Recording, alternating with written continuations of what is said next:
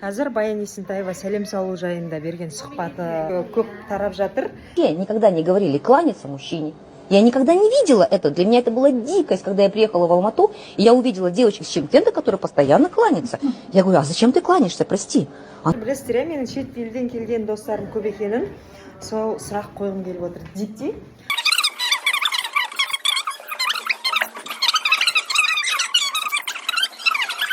In India, we touch the feet. Can you show me, please? Like this. Like my mother-in-law feet. And say. You We do like this for who? for All people? all people like mother-in-law, father-in-law. No, Your my relatives side, also? My side, also my husband's side also. Only one hand like this. Maybe my son like that to me Ah, every day. every day. Oh my god. If we Good. It's your tradition. It's normal for you. Сәлем бересіздер ма Монголияда? Просто сәлем бердік деп па? Или былай сәлем саласыздар ма? Салу. Ага. А былай істемейсіздер ма? Конничева. And you Конничева.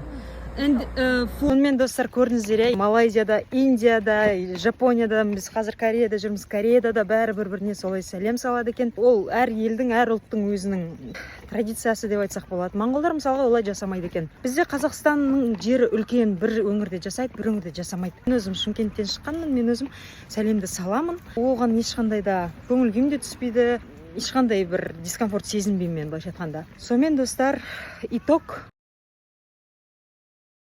Сәлем салу, постоянно қонақтар келсе, қанша жыл болды келін болған, до сих пор орамал тағасың ба не дейді, анда келін көйлек киесің ба не дейді мысалға.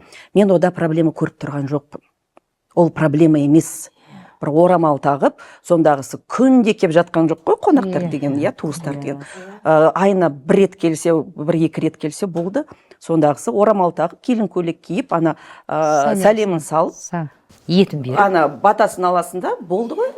Ешқандай да проблема жоқ. Орамал тағу керек деген кезде мен андай бір нем болған жоқ менде.